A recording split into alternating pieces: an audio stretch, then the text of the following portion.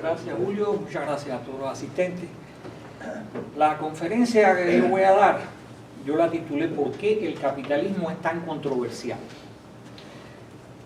Desde que empezó a hablar Julio habló de que prácticamente la palabra, el concepto capitalismo es controversial. Muchas personas evitan decirlo, evitan calificar al sistema en el que vivimos, evitan calificarlo como capitalista. Dicen de libre mercado, dicen de libre empresa, a veces como si fuera una mala palabra. Realmente a veces se piensa que la palabra capitalismo fue popularizada por Carlos Marx, y no es así.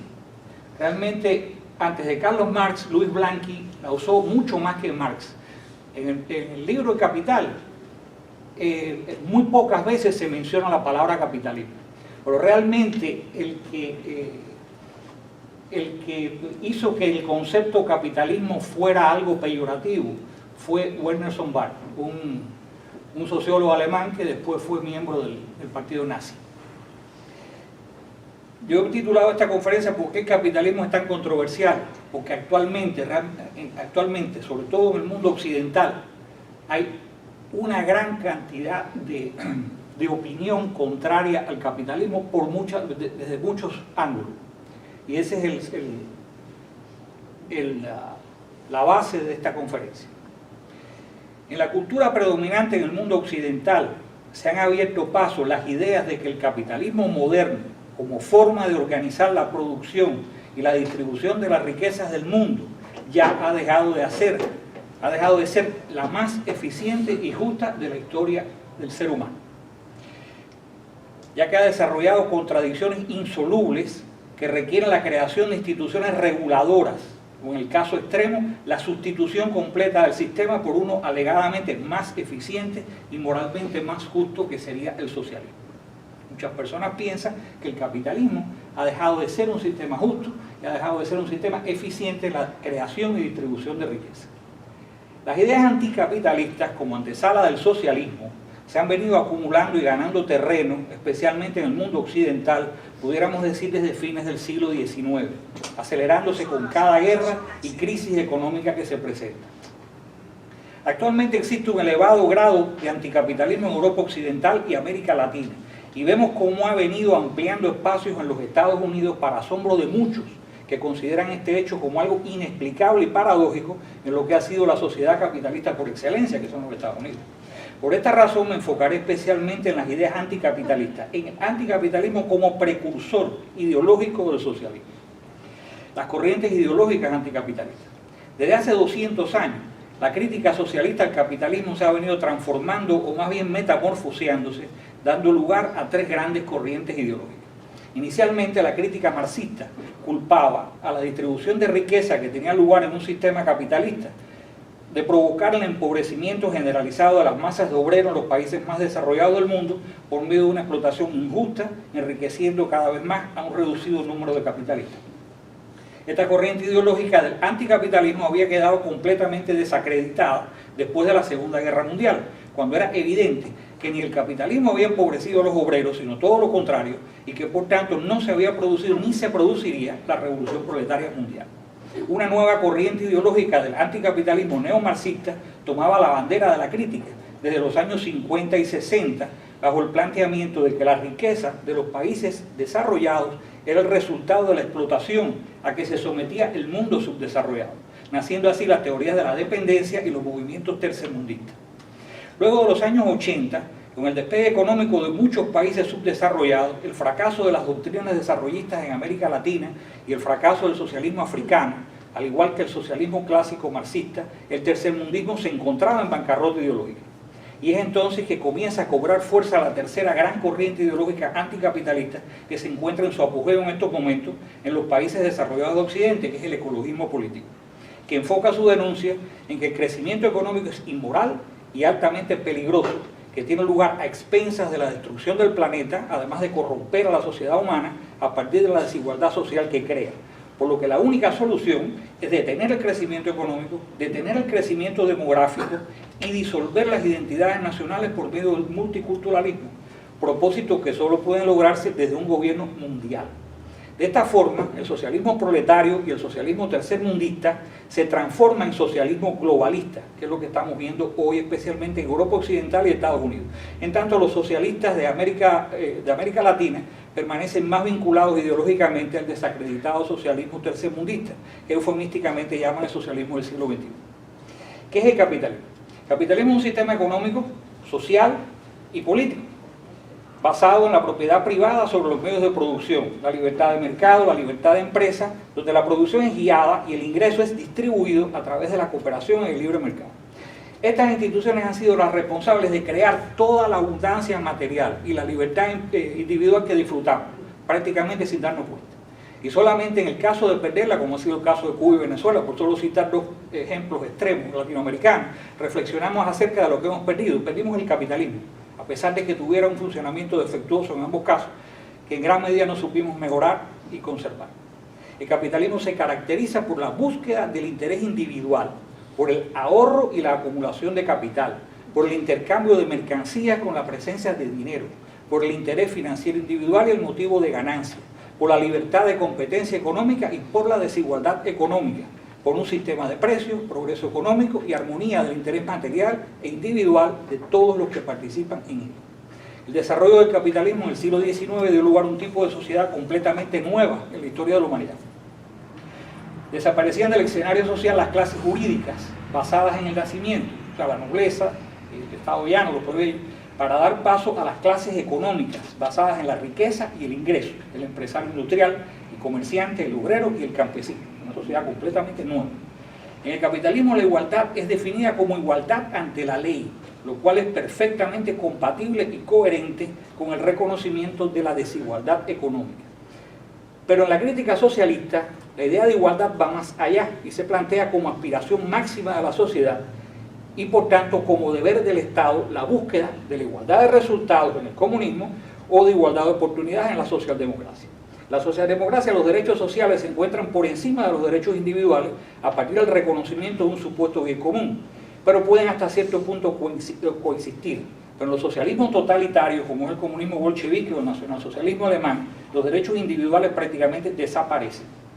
El anticapitalismo es la crítica a la forma de producir riqueza por parte del libre mercado, a cómo se distribuye esa riqueza y a qué tipo de sociedad crea. Las principales características diferenciadoras del capitalismo y el socialismo. En el capitalismo todos los recursos pertenecen a los individuos, en el socialismo pertenecen al Estado, que supuestamente es el representante de la sociedad. En el capitalismo los ingresos son determinados por el mercado, en el socialismo los ingresos son redistribuidos por el Estado, supuestamente en beneficio de los más necesitados. En el capitalismo los precios están determinados por la oferta y la demanda, en el socialismo el Estado establece precios y controles de precios, supuestamente para evitar la explotación de los trabajadores por parte de los capitalistas. En el capitalismo la eficiencia se logra a través del mercado que incentiva a las empresas a disminuir los costos. En el socialismo el Estado tiene muy poco incentivo en ser eficiente. En el capitalismo los impuestos son limitados, así como los gastos del gobierno. En el socialismo los impuestos son progresivos y cada vez mayores para financiar el creciente gasto público que se distribuye, que se redistribuye. El capitalismo produce desigualdad, así como una economía dinámica que da lugar a una amplia movilidad social, además de producir incentivos para la innovación y el crecimiento económico. El socialismo promueve la igualdad, en tanto produce ineficiencia y pocos incentivos para el crecimiento económico, por lo que la igualdad se convierte en igualdad en la miseria. Las ideas anticapitalistas contemporáneas, la impopularidad del capitalismo.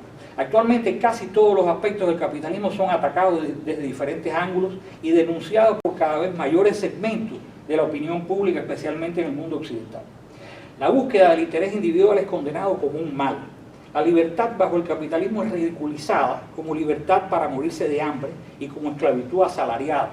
La propiedad privada es condenada como el robo de un patrimonio que alegadamente Dios dio a la raza humana. El dinero es denunciado como la raíz de todos los males y la división del trabajo como la causa de un desarrollo para el disfrute de unos pocos. El motivo de ganancia es atacado como la causa de salarios de hambre, de condiciones laborales extenuantes y de trabajo infantil, así como causa de los monopolios, la inflación, las guerras, las depresiones, el imperialismo y el racismo. También se culpa al capitalismo de alimentos envenenados químicamente, drogas peligrosas, automóviles y edificios inseguros, pornografía, prostitución, alcoholismo, abuso de narcóticos y crimen. El ahorro es condenado como atesoramiento, la competencia como la ley de la selva, y la desigualdad económica como la base de la guerra de clases, en tanto el progreso económico es denunciado como que está arrasando con el planeta. Además, las mejoras en la eficiencia son denunciadas como causa de desempleo y de las depresiones económicas. Toda actividad económica es condenada y percibida como parásita, a no ser el trabajo manual. Así, los empresarios capitalistas son denunciados como que ganan un ingreso no merecido y como explotadores. Los mercados de acciones son denunciados como casinos de juego. Los comerciantes mayoristas y minoristas como intermediarios que lo único que hacen es subir los precios de las mercancías producidas por los obreros y los campesinos. Los que hacen publicidad son inherentemente culpados de fraude por inducir a las personas a comprar cosas que no necesitan.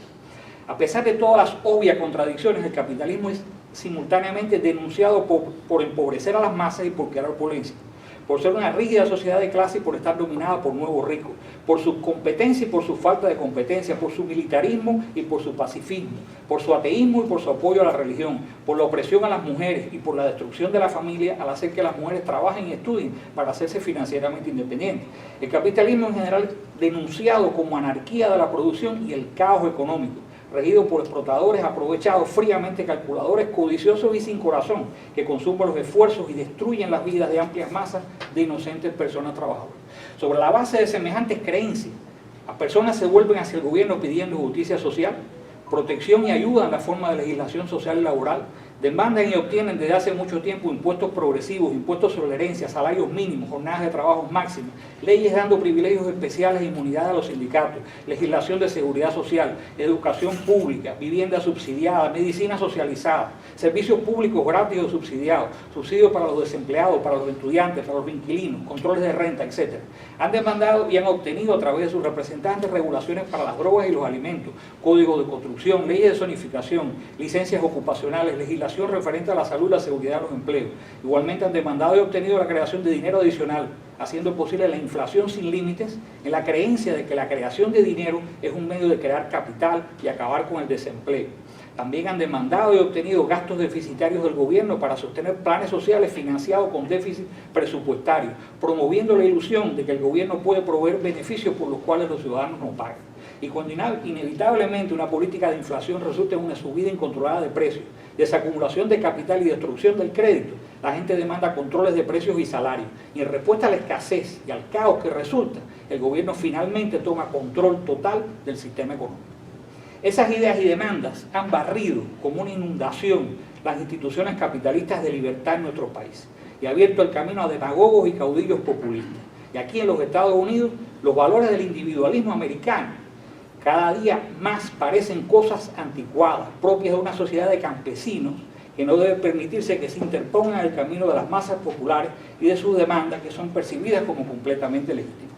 La destrucción de los valores tradicionales de los norteamericanos y los derechos individuales se han convertido en vehículos para demandar del gobierno subsidios y cada vez mayor expansión del tamaño del Estado, a partir de reclamos tales como derecho al trabajo, derecho a la vivienda, derecho a la educación, derecho al cuidado de salud y así en adelante.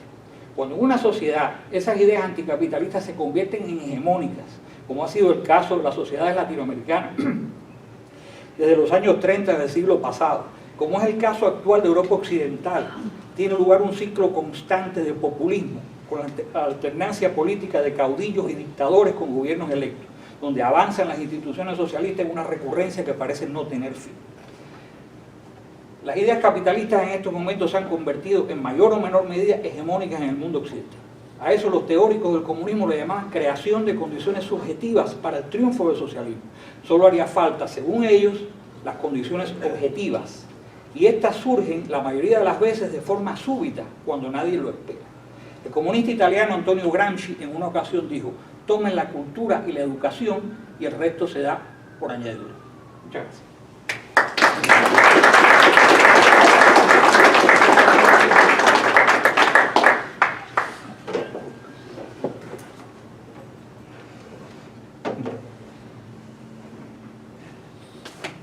Fuera de base, terminó antes de tiempo. Eso quiere decir que hay más tiempo, pues, hay que darle más tiempo a la gente. Para ustedes. Varios puntos. Una cosa curiosa, no sé si ustedes se dieron cuenta. Los dos economistas dicen que el capitalismo es también un sistema político. El politólogo dice que el capitalismo no es un sistema político. O sea, pero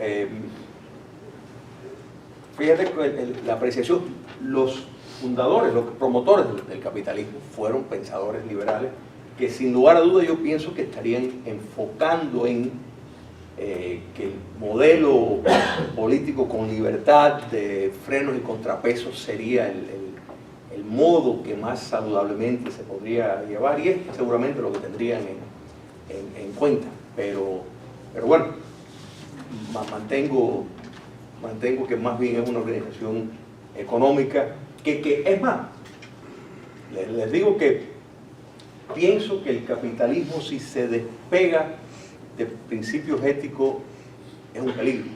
O sea, yo creo que eso hay que tenerlo en cuenta. Y hay Armando Rivas, no sé si se recuerdan, cuando estuvo acá, pues él dice que él hubiera querido que la ciencia de la economía no se desarrollara porque más bien se desprende de la noción política, pero él preferiría que se mantuviera en el análisis ético. Yo creo que eso siempre, cuando se piensa en una organización económica, hay que tomar en cuenta, y tal vez en esto sí coincidimos en esa parte, en qué impacto va a tener al modelo político, o sea, qué aporte va a hacer lo que abrazamos la noción de la democracia, o sea, el modelo de autogobierno, pues qué aporte puede hacer el sistema económico para fortalecer la democracia. Y claro, eso requiere determinados límites, por ejemplo, no comerciar con regímenes que conspiran para destruirte, eso, o sea, no darle privilegio, aunque tenga un costo económico. Y es cierto, la verdad que las críticas, utilizando los conceptos más impresionantes, lo han hecho los socialistas del capitalismo. Sin embargo, todos, absolutamente todos, cada vez que han visto el producto natural del socialismo, que es la hambruna y la miseria, pues han recurrido a características del capitalismo.